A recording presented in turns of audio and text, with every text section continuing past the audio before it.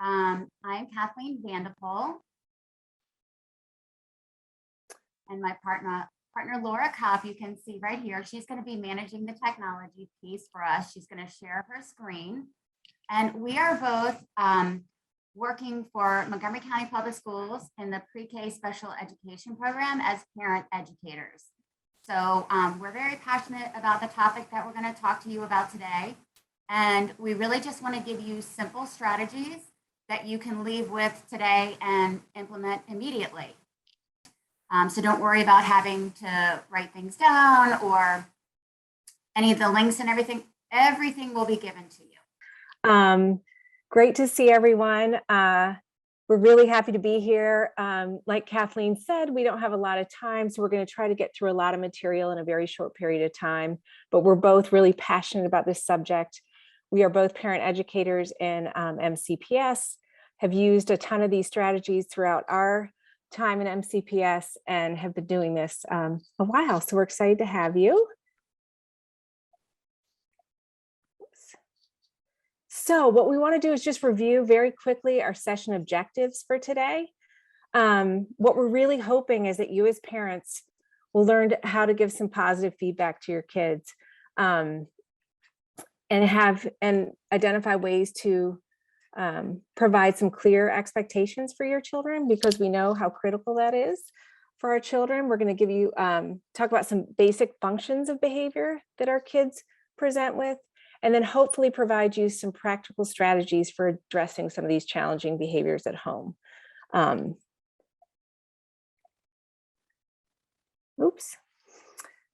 So the foundation of what we're going to talk about today really comes from this pyramid model.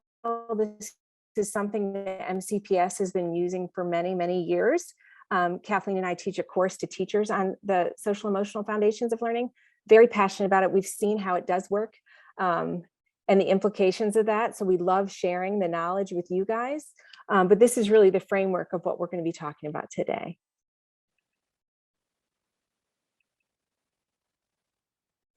So what does this start with? It all starts with positive relationships with you and your children. And so today, really, again, the foundation of what we're going to talk about is how we can build consistent and reliable relationships with our kids, how to meet them at their level, and following their interests. I think sometimes we look at things from our perspective. It's really switching that and trying to meet them where they're at and help them build the capacity through social emotional learning. We want to make sure that we're positive with our children and that we provide specific feedback to them. And we're going to give you some strategies that talk about that as well. When we have expectations, we want to make sure that they're very clear, that our children understand what we want them to do. So we'll give you some strategies to talk about that. Sorry, I'm trying to respond in the chat as well. So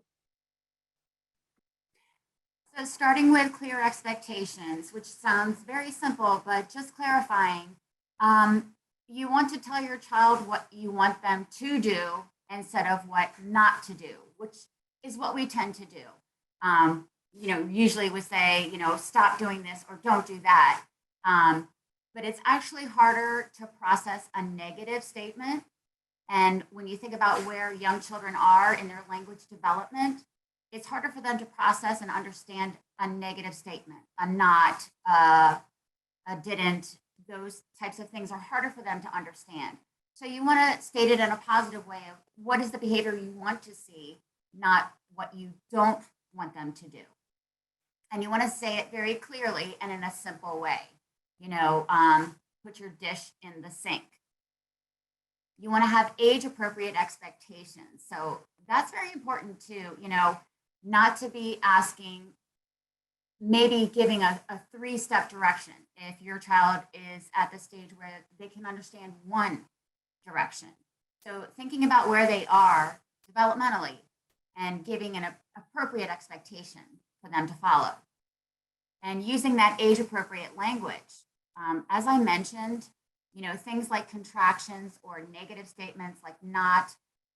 For example, I am at recess every day for an hour. And if I say, don't go near this, puddle or something, what do you think they're going to do? They're all going to go towards the puddle.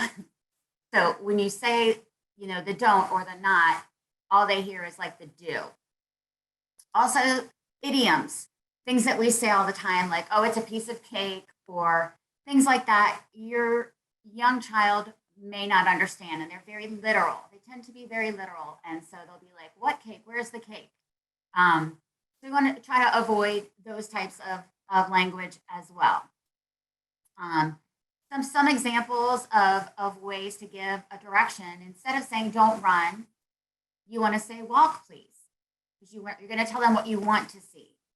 Or stop fooling around, or behave. Behave is so broad, and it's not clear at all. What do you mean when you tell me to behave? You can instead say quiet hands and feet. Instead of saying I'm all ears, say I'm listening. So just being very clear and simple in the way that you're talking to your child. And don't be surprised if you start to see behaviors if you have unclear or unreasonable expectations. So a great example of that is, you know, don't get upset if you're in the store and it's nap time and your child is having a meltdown. You know, you have an expectation for them that's not reasonable. And certainly there are times when, you know, we have to do things when we can do them. But if you can avoid, you know, things like that, it's going to be very helpful. And then another very simple thing is using positive feedback. So simple, but so powerful. And your children, what they want more than anything is your love, approval, and affection. And boy, you can really see with some children how much they're just starving for that positive feedback. So simple. And again, you want to keep it very simple, very clear. You know, what exactly is it that you like? Not that, you know, oh, you're such a great kid. What is it they did that was great? You know, I love how you shared with your sister. That's very clear. Then they understand what they did that was good, that they would want to do again. And you could say, thank you for sitting right down to dinner. You got ready for bed all by yourself. So again, very simple, but it's clear. And the clearer we can make things for our children, you know, we can avoid a lot of things. Well, one thing that we know is that behavior is communication. It's communication for adults as well. If we're sitting here, if you guys are sitting here in our meeting and you're yawning, we know that's communication, right? And for our children, it's the same thing. When we see these behaviors, quite often they don't have the language yet to share what they're feeling, what this is about. And sometimes they might not know. I mean, how many times have you been having emotions over the last couple of years? I think we all have, and not really understanding where it's from, trying to figure that out. When you think about our littles, they don't have the language yet, and they might not know why they're feeling the way that they are. But know that it's a message. They're telling us something. So getting to the root of why our children are demonstrating some of the behaviors they are. Quite often, because of language barriers that some of our children face, they are using the behaviors instead of language, right? So maybe your child, especially you think about our children, the infants, they cry when they're hungry, right? They cry when they need something. Well, our older kids are developing that language and the tools that they need to be able to communicate their needs. Again, I'm hungry. I'm sad. Some other things, I'm tired. I might miss you. Maybe your children are sad that you've gone to work. I need attention. I don't feel good. Some children, might be scared. They might, again, not know what they're feeling. Sorry. I have a lot of people trying to get in again. But the one thing that we know about challenging behaviors is that it works, right? That's why kids use it, because it's effective. They don't have the language. If they demonstrate some behaviors, they know it's going to be effective. So how do we change that, right? So that it's not as effective, or it's effective for a positive reason. So we have an example I have is we have a little one that doesn't like to get on the bus. And so her behavior is really to just drop, right? She doesn't want to do anything. She just drops to the ground because she doesn't want to get on the bus. And it works for her. She knows we're not going to lift her and carry her. She knows we've got to wait for her. So we've been implementing some strategies with her. How do we get her on the bus so that it's not a challenging situation every day? And we're going to talk about some of the ways that we do that. But it works for her and it's very effective. And she's kind of the master of controlling her environment. And that's how she does it. I just wanted to add, Laura, before we move on to choice, that really, if you really start looking at your child's behavior and the patterns of their behavior, you can usually figure out the function. What are they using the behavior for? And it's going to be either to avoid something, to avoid doing something, to avoid a situation, or to gain something. Really, you could break it down into just those two things. Avoiding something or trying to get something. They might be trying to get, a treat. They might be trying to get your attention. They might be trying to get a favorite toy. So, when you really start looking and examining the behavior, you can figure it out pretty easily. So another very simple strategy that we use is just the use of choice. Can you think about honoring what it is you want or need them to do, but yet give them a choice? So for example, if you need your child to get dressed, you can ask them, instead of saying, put this on, do you want the red shirt or the blue shirt? So instead of getting into a power struggle, you're giving them a choice. Do you want to brush your teeth before your bath or after your bath? So they still have to take the bath, and they still have to brush their teeth, but they can have some control about when those things happen. Do you want peas or carrots for dinner? So you're not getting into an argument about it. You're having a vegetable. Is it going to be peas or carrots? And I honestly feel like this is one of the most effective strategies personally. And it's even, I'll use this little girl with her bus. It ended up being that the choice was she needed to have some control over what was happening to her. And the choice was, do you want Miss Vanderpool to put you on the bus, or do you want Miss Copp to put you on the bus? And so she had a choice in that. She got to decide who put her on the bus, but she had to get on the bus. That was not an option, right? The option was not, do you stay at school or do you go home on the bus? It was, who do you want? You're going to ride home on the bus, but who do you want to put you on the bus? And we have had no issues since. So I feel like this is one of the most powerful strategies, in my opinion.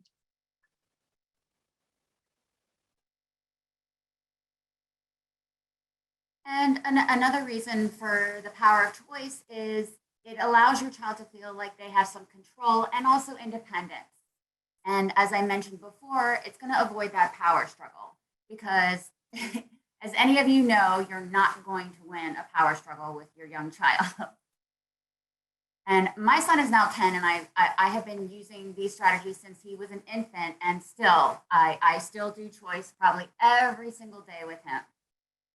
And the other thing that I think is important is remaining calm and even in your tone, and again, sometimes that's very hard to do, right? It's a simple thing, but when you're trying to get dinner on the table and you're tired from work and, you might have another child crying and you're like, oh, just sit down. So it's when you can be even in your tone and just give the choice and just repeat the choice until they make the choice. This is one of our very favorite things to talk about, which is emotional literacy. So when we talk about emotional literacy, it's building that, oh my goodness. My dog is sharing his emotions right now. Now, model staying calm, Kathleen. Exactly.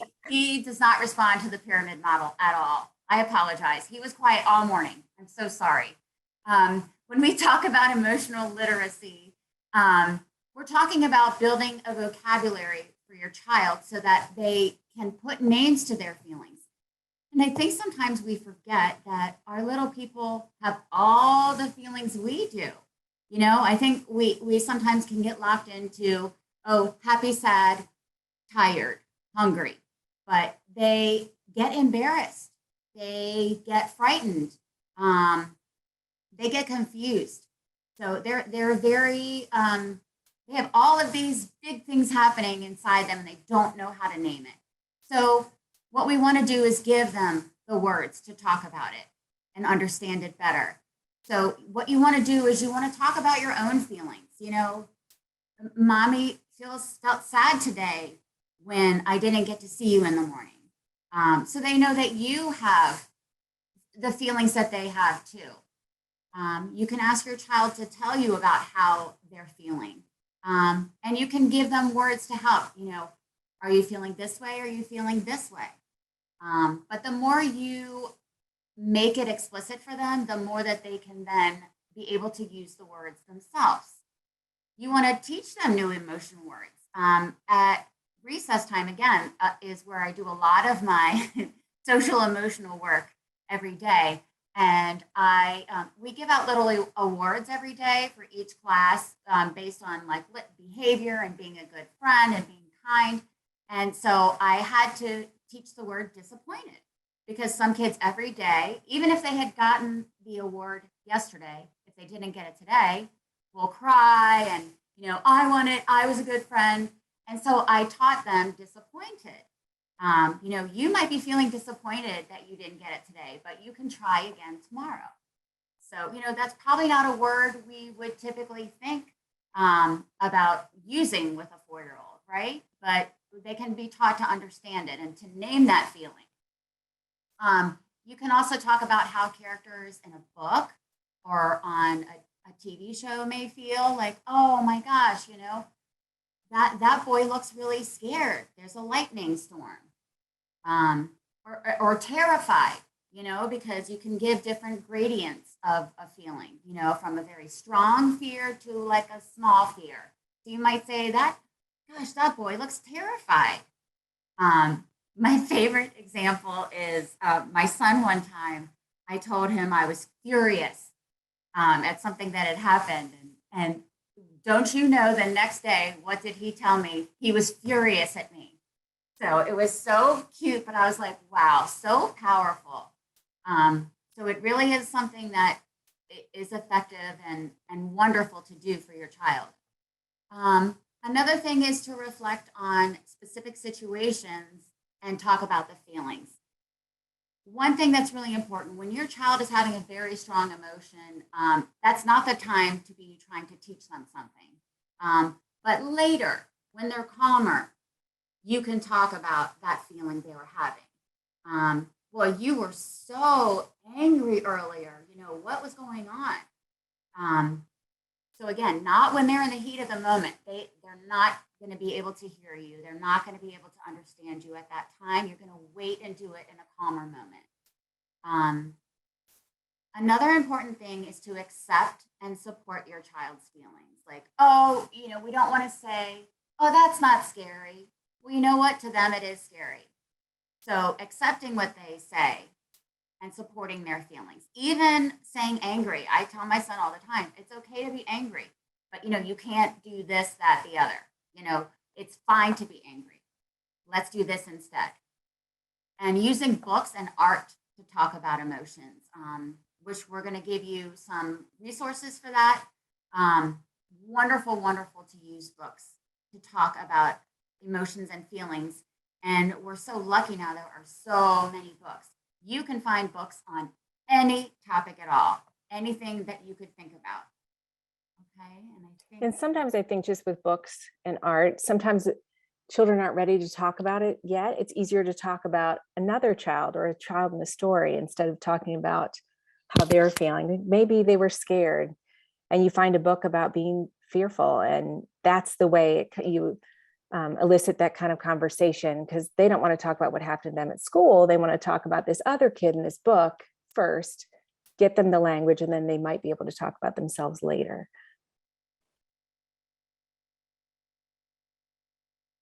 So again, I love this because this was from a study, and look at all of these words that 3 to 5-year-olds typically understand.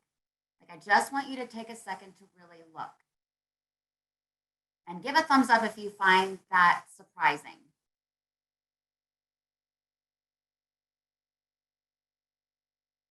So I thought that was powerful. And embarrassed, embarrassed is one that we don't think about a lot for kids, but they do get embarrassed, and they definitely it's a hard one to put a name to, but I think that's one that's really important.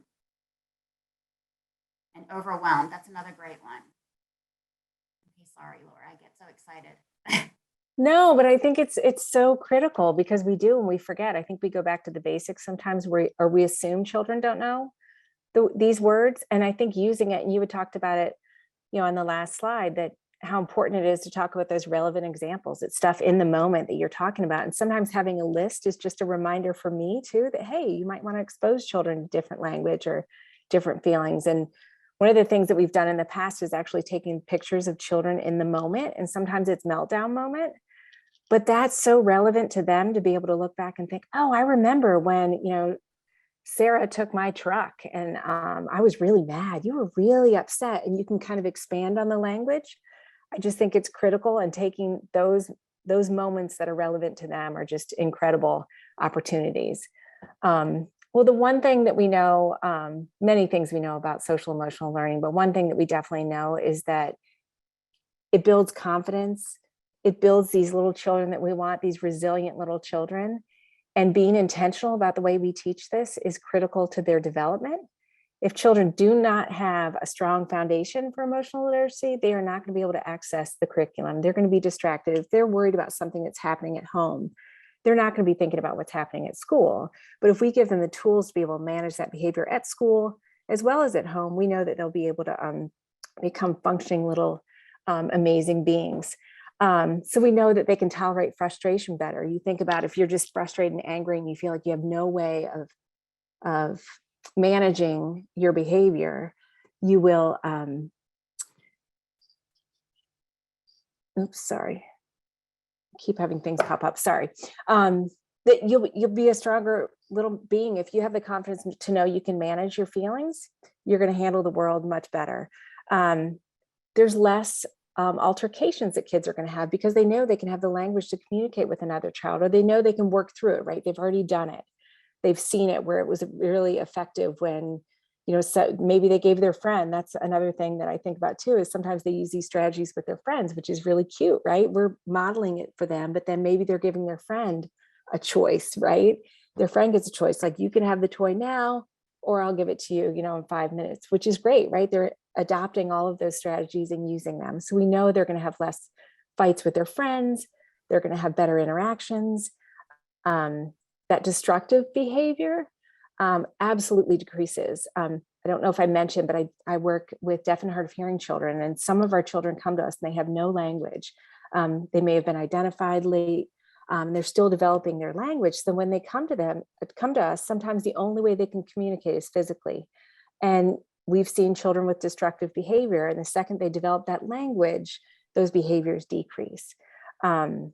We know that children are healthier. You think about as adults, when we're stressing out, we have all these things, these worries, we're kind of pent up. You think of the little beings that we have. It's not healthy, right? And our kids have been through a lot in the last couple of years. So we know that some of this is impacting their health, absolutely. So if they have the means and the ability to work through some of these emotions, they're going to be much healthier. They feel less isolated. Our kids know how to reach out and connect with others. They're less impulsive.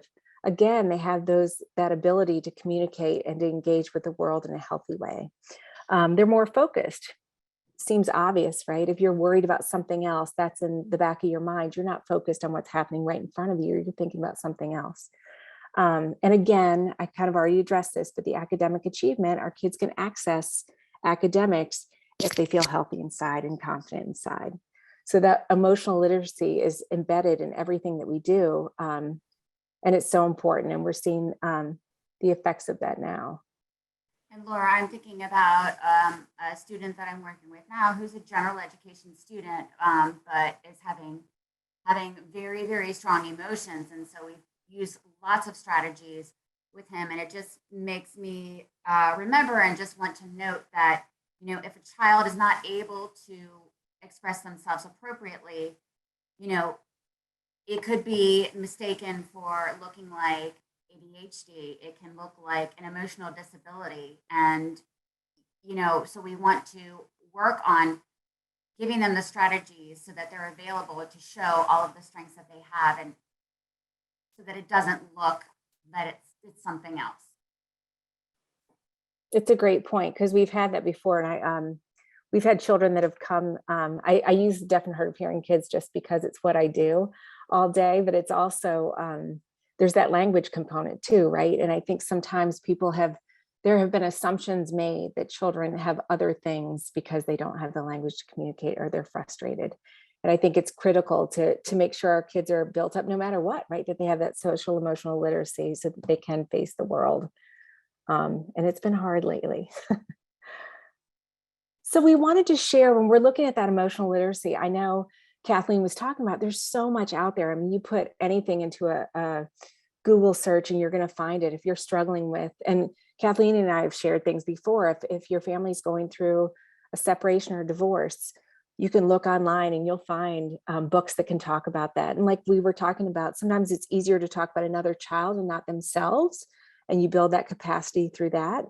But we wanted to make sure that you guys had a list. So I'm going to share this link really quickly so you guys can see it. Maybe.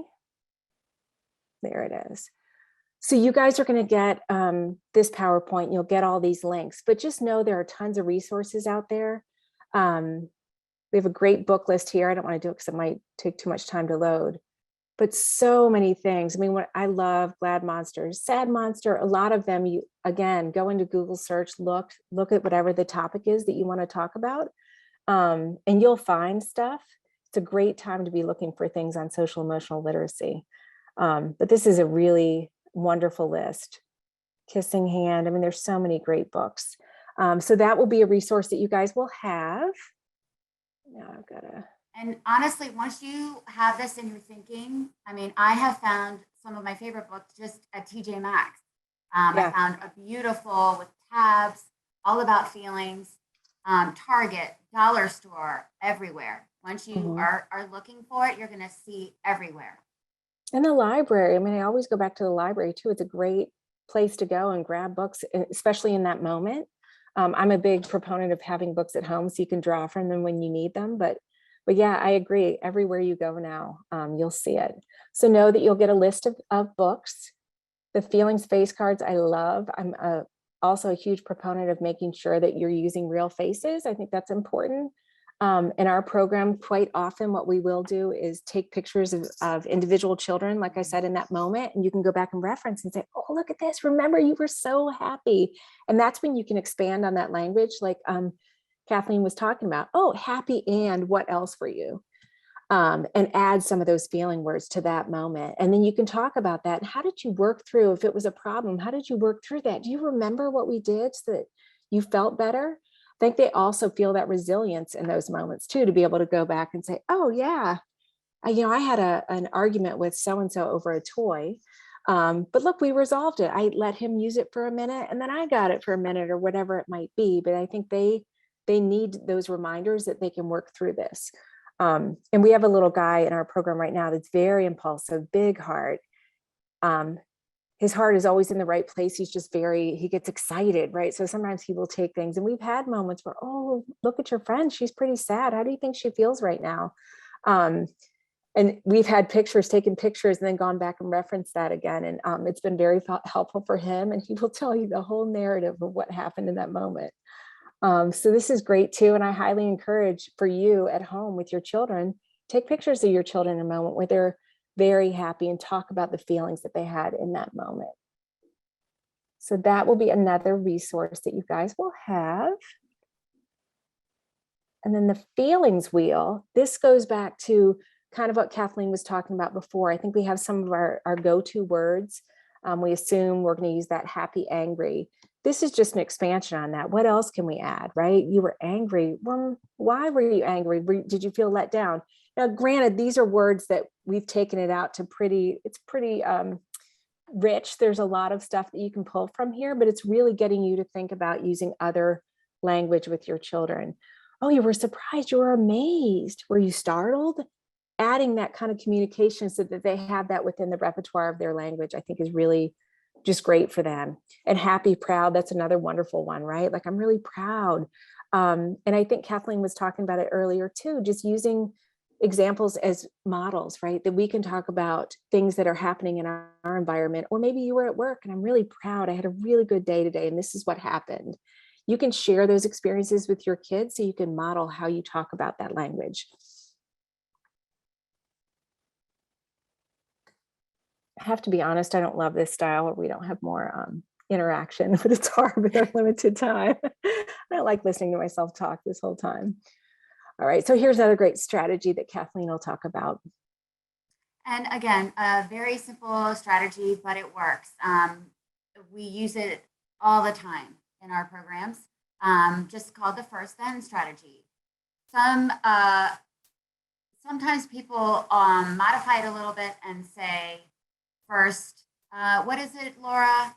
I'm forgetting what it is, but you can stick just with the first then, and first you're going to ask them to do the thing that you want them to do, which is probably the undesired thing. So first, I need you to pick up your toys. Then you can have a snack.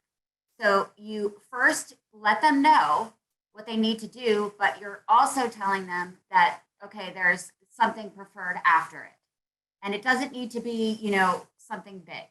And I suggest that it not be something big, first pick up your shirt and then you get, an hour on the laptop.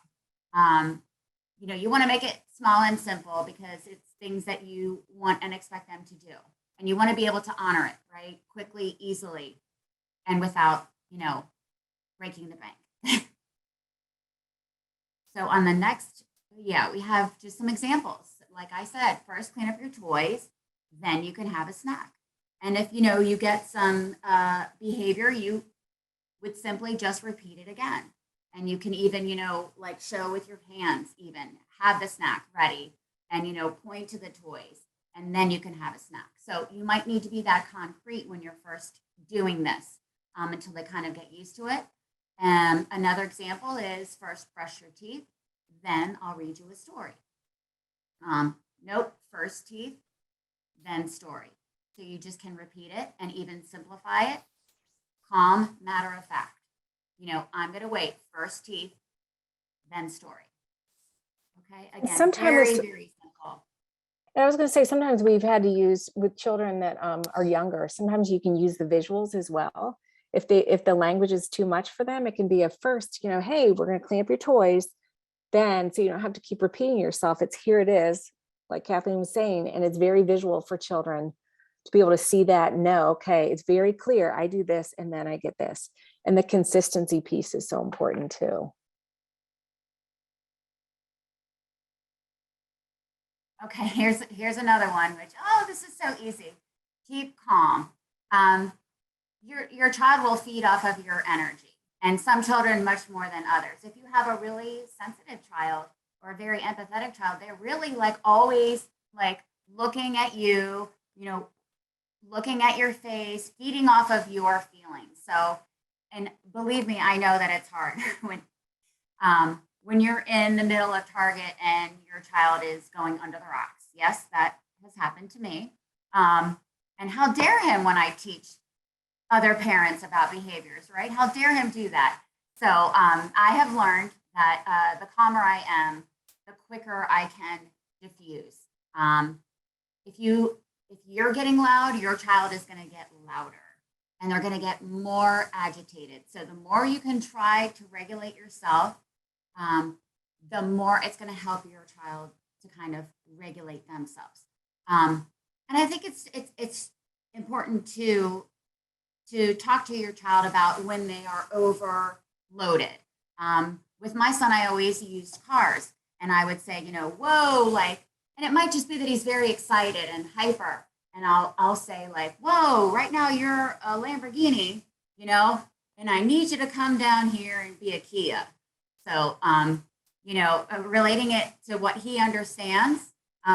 So you can do your motor running. You can do it like a thermometer, and there's visuals for that.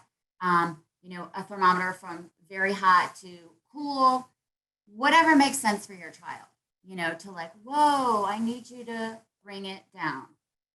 But if you are dysregulated, you're not going to be able to calm your child. And again, they really do know how you're feeling. I mean, amazing, but Laura knows this. When my son was like 3 years old, he was like reading his grandpa's face, and he said, "Mommy, why is he giving me that angry face?" So they really are very perceptive and very sensitive. You're the most important people to them. You're their whole world. So they really are feeding off of you.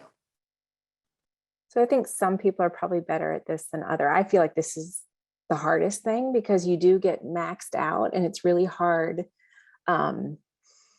When you're rushing, you've got 5 minutes, you've got to get home, and your child's not doing what you need them to do, and you just need them to cooperate. And I think it's the hardest thing for me. This is hard. Strategies are great for me to stay calm all the time when I'm in that heightened state. But I also think it's a good opportunity to model again.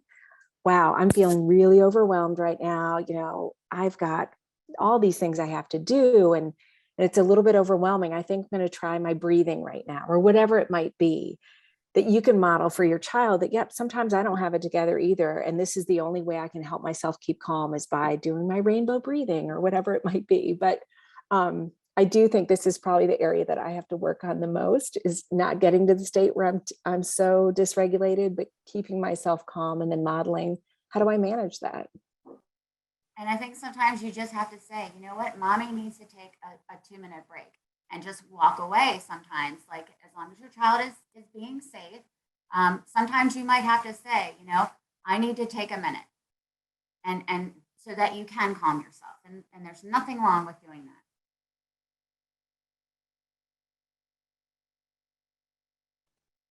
So great. We really, this was a hard thing to prepare for. I feel like there's so many strategies and so many things that are important when it comes to this social emotional learning. And Kathleen and I are both really, really passionate about this. We wanted to make it very accessible to you. And sometimes it is. I feel like in looking at the strategies, the two that I use the most really are the choices. And that's to me the most effective for me. And it was the most effective for my child. All children are different.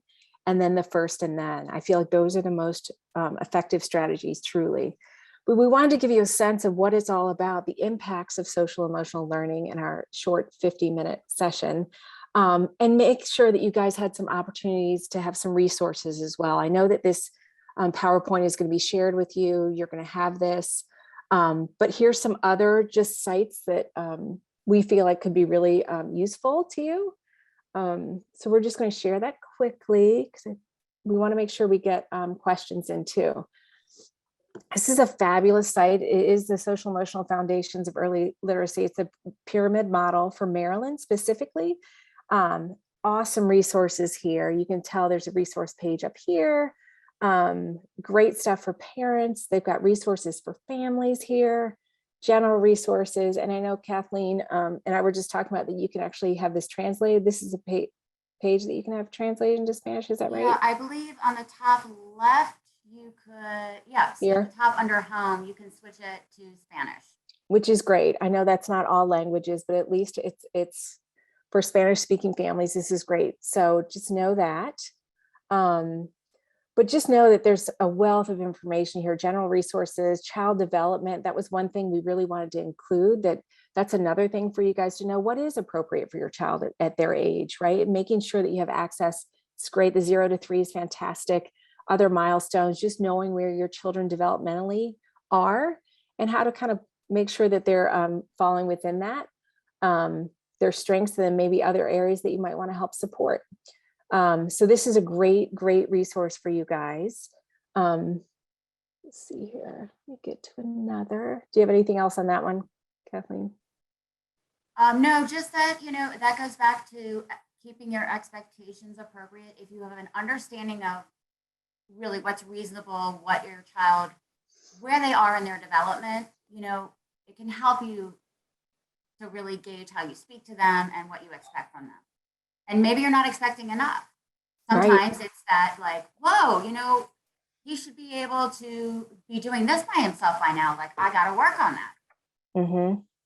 Well, you know what's funny is we do workshops all the time for parents, and one of the ones that I've done in the past is a child development workshop where I had parents that said, "Oh, wait, my kid's doing great." I think they felt like their child wasn't where they needed to be, and then they look at the child development and they're like, "Oh, they're exactly where they need to be." So it can have either way. It can go either way.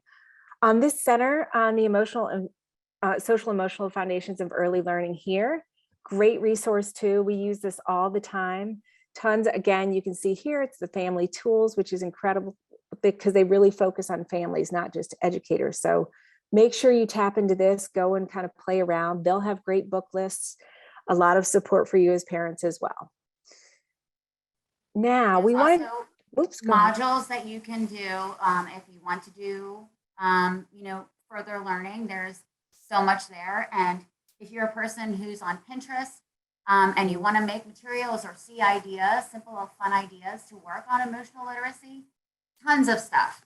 Just put in pyramid model and feelings, face feelings, anything. You can find tons of stuff. Perfect. So we have been talking at you. I know it's awful. This is not the style we normally love, but I know Right. it's just the nature of how this works. But we would love to open things up to questions. I will open up the chat. Would love to answer any questions you guys have. Hopefully you're walking away with some tools that you can use at home. And we want to also share, there's an evaluation that we want to share with you guys to make sure. We're going to put that in the chat. We love feedback. We would love to hear from you what was helpful, what wasn't helpful, what you wished we would have included. So I'll put that in the chat while you guys, if you want, you can unmute yourself and ask a question. You can throw it in the chat, whatever you're more comfortable with. And I am looking at the chat as well. Thank you, Janelle. Perfect. Okay, so, one thing we didn't talk about. So thank you for the question about the mulch. So the question is, your child throwing mulch while playing in the park. Oh, that's a favorite. That's another thing I talk about every single day. So what you might want to think about, and I meant to mention this earlier, is we also need to be explicit about what we expect before we go somewhere. I used to, in the car on the way to the store or wherever we were going, okay, we're going to the store. I'm going to need about 5 things or whatever, depending on the trip. And then after that, we'll come home and you can play. While we're in the store, you need to stay with me. You need to, sit in the cart. I would tell him explicitly, no more than like 3 things that I expected before we went in the store. And then I would repeat it again. So what I would suggest to you is before you go to the playground, okay, we're going to go to the playground. You can say the things that your child can do while you're there, right? And then tell him, don't say don't throw the mulch. The mulch stays on the ground. The mulch stays on the ground, and we walk on it. So tell them that it's for the ground. And I made a visual for recess, but every day I tell them the expectation at recess every single day. So I would just make whatever your rules are for the playground. What can we do? We're going to do this, this, this. We leave the mulch on the ground. We're nice to other children, and we have fun. Does that make sense? Is that helpful?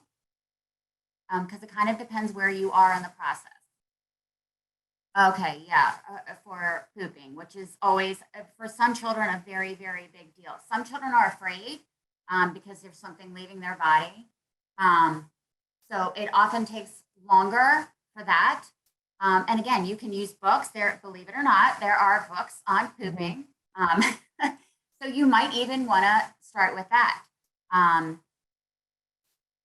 So what's funny, for boys, it is often a very strong thing for dads, whether they sit or stand. Some people have very strong opinions about it, so it's kind of up to you and your child of what works better. It's not right or wrong. So you might want to look for some books on pooping and figure out what it is. Is it hard for him to go? If so, you want to use some fiber and things, and your doctor can talk to you about that. Maybe it's hard for him to go. or maybe he's afraid. If you can figure out what it is. I was you going to can- say, yeah, go ahead. Okay. Sorry. I was just going to say, always rule out the medical piece first. I think that is important. And then the other thing is looking at developmentally, is it appropriate, or are we trying to push him too soon or her too soon, or yeah, him standing. Yeah, just know that, make sure that it's developmentally appropriate. Some kids don't all learn at the same time. Some kids take more time, and that's fine. So there's a person asking about running away and laughing loudly. So it's getting a reaction from you, I'm guessing, which is part of it. So the other thing that's hard is staying calm, but acting like you don't care. Like in some instances in the store, you want to stop that behavior. So again, before you go to the store, these are the rules for the store. I would do a combination of stating expectations and rules, and I would do a first then. Laura, you agree? Totally agree. And I think the key too is consistency. So that first time you go to the store, oh, we have to turn around and go home. You might have to turn around and go home 20 times. But if you're consistent, that behavior will end, because your child knows that you're not kidding, right? Sometimes I think they think they can wit us. And if you 100 times, however many times it takes you, every time you turn around and go back, I think the consistency is really helpful in that situation. And you might want to say, again, state the rules for the store and a first then. First, we're going to go to the store. Let them know something preferred after. And guess what? If you do this in the store, you're not going to be able to do that thing you want to do after. I'm sorry that we're not going to be able to do that because we're not nice in the store. Hopefully that's helpful. Laura, someone's asking about other trainings that we do. I have a potty training presentation that we did for our colleagues that I don't mind sharing. Okay. And you can also find videos on the 2 links we gave you at the end. There's videos on specific topics and also articles. So I would start there. There's a lot there. I think it's a great place to start, because I think it talks about all of this, right? It's that positive relationship building that's going to help with the behavior. So starting on some of the resources that we shared, I think is a great idea, because we don't want to shame our kids or make our kids feel bad. We want to come from a strength perspective, and we're going to help you build the capacity. So many questions. Behavior is such a hot topic for families, but unfortunately it's 10:51. And I think we're supposed to be done at 10:50. Is that right, Kathleen? It is, and I don't know if that's to give people time to transition and to do the survey. Yeah, we don't mind sharing the potty training. I would suggest for the person with a 3-year-old, visuals. Make some visuals. You can find online like a task analysis for potty training. So it will show the steps. I would start with that. And I would actually start with just having her sit on the toilet. Just have her sit. Don't expect her to do anything. Just have her practice sitting. And then make sure she's supported. That's a really important thing. A PT pointed out to me is that the child has to feel stable. So you might have to put a bench under their feet so that they're stable. I believe it has to be at a 90-degree angle, or just make sure that if they feel stable and comfortable sitting. Just start with sitting, little amounts of time. Transition warning. So, sorry, real quickly. Give a transition warning for the son who has problems with transitioning. Timers. Okay, in 5 minutes, you're going to need to stop playing and we're going to get in the car.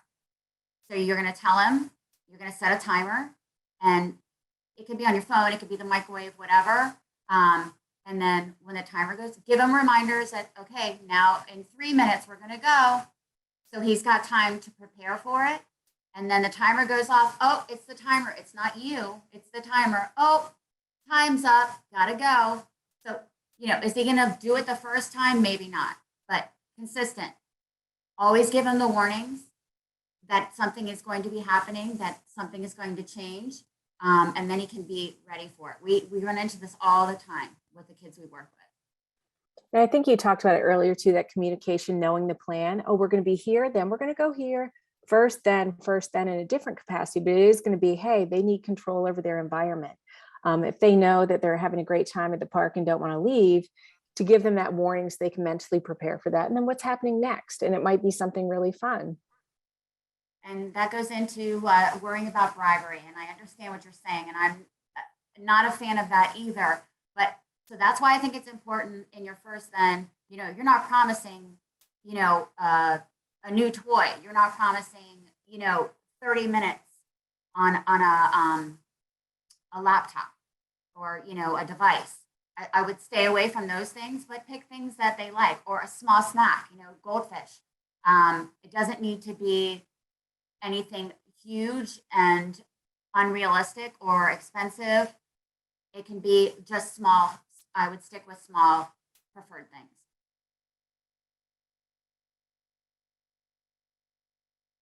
Thank you, Ursula, for adding that about potty training and positioning. Yeah, someone says they use yogurt. Great. And, not always food either, special time with you, a story, Right. Cuddles, swing.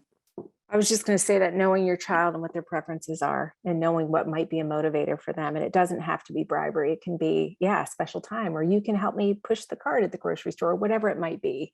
But knowing your child and what kind of motivates them.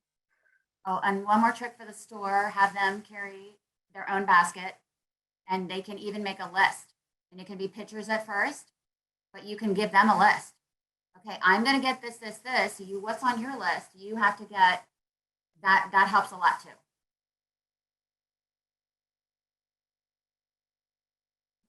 Thank you for your awesome questions. And again, your question, at least one other person had it. I know they did. And so you helped everyone else when you asked your questions.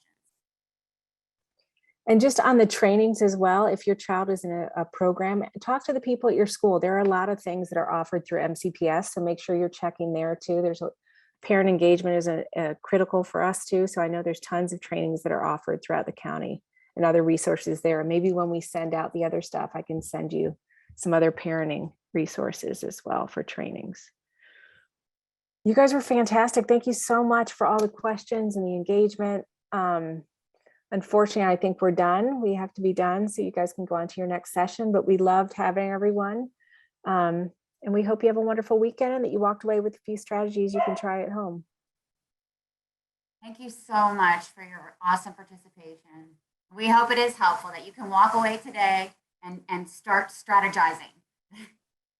And thanks for your face, Winona. It's nice to see faces too.